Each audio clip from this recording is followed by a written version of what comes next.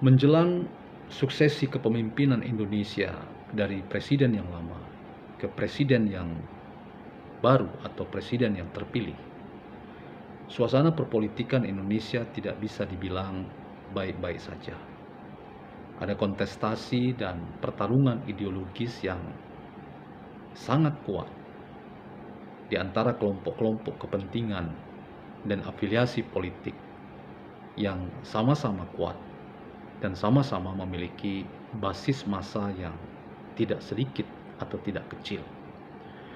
Tapi prinsip pentingnya bahwa masing-masing kelompok memiliki fundamen atau dasar ideologis ketika mereka memilih sebuah sikap politik tertentu. Dalam konteks ini, pemikiran filsafat politik dapat menolong kita untuk melihat bahwa ada problem komunikasi dan jaringan-jaringan kehidupan politik yang tersumbat, yang memperlihatkan bahwa antara kubu yang satu dengan kubu yang lain merasa tidak punya titik temu. Dan itu kemudian meletup atau mengemuka dalam pertarungan yang diperlihatkan dalam jagat media sosial yang sangat menguat dalam kehidupan publik atau warga masyarakat yang melihat bahwa politik Indonesia saat ini adalah politik yang penuh dengan kontestasi. Ada pakar yang mengatakan bahwa pertarungan ini bersifat ideologis. Karena itu dibiarkan begitu saja, karena pertarungan ideologis adalah pertarungan yang sangat mendasar dalam memastikan bahwa demokrasi betul-betul sedang menggeliat secara sehat dalam rangka menemukan titik keseimbangan yang baru. Problemnya, kontestasi politik dan ideologis itu karena tidak menemukan saluran yang cukup memadai, akhirnya tumpah dalam jagat media sosial. Ada orang yang mengatakan bahwa itu pun harus dilihat sebagai bentuk dari proses politik dan demokrasi yang mendewasakan masyarakat Indonesia. Karena itu dianggap wajar, karena itu dianggap sudah tepat dan berada dalam jalur yang sebenarnya demi sekali lagi mencapai titik keseimbangan, titik equilibrium yang baru. Kita belum tentu paham dengan ada banyak konspirasi yang mungkin terlibat di balik dari kontestasi-kontestasi politik yang sedang diperlihatkan oleh para aktor politik yang memainkan sebuah teater politik dalam demokrasi Indonesia.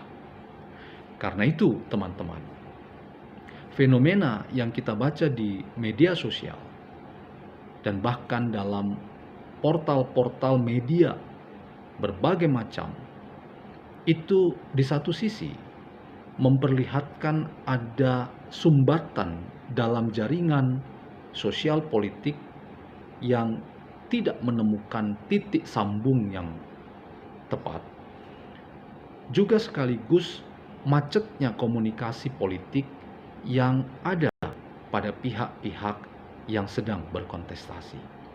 Ambil contoh statement-statement yang dikatakan oleh Sekretaris Jenderal Partai Demokrasi Indonesia Perjuangan.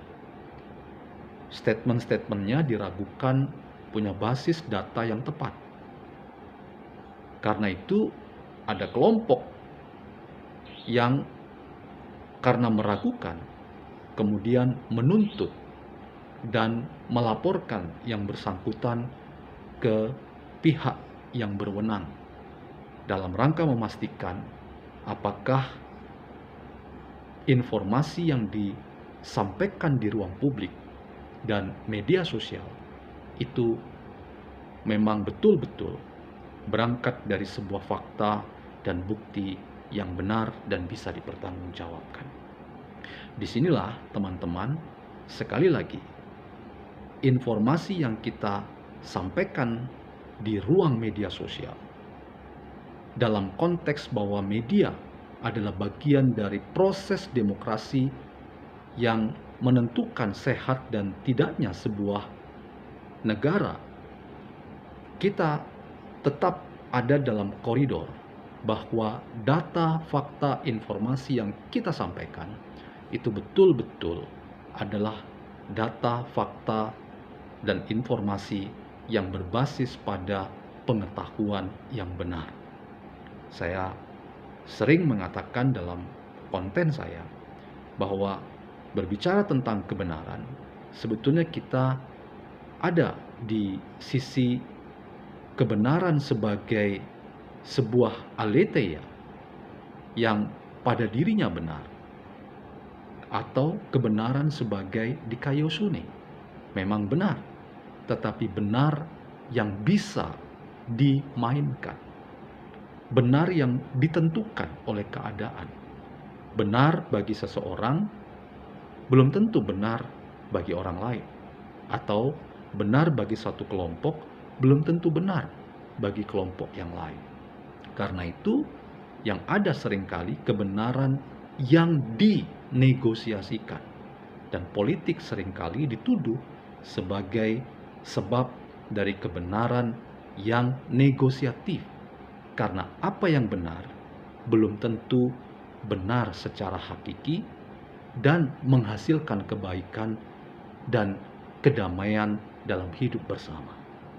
Disinilah teman-teman, kita yang memahami cara berpikir filsafati, kita perlu tetap kritis pada dinamika proses demokrasi Indonesia yang di satu sisi memang bergerak secara sehat demi mencapai sebuah titik keseimbangan yang baru, tetapi dalam rangka mewarnai proses demokrasi yang sehat itu, ada baiknya setiap fakta, data, dan informasi itu berangkat dari sebuah pengetahuan yang memadai dan benar secara aletheia.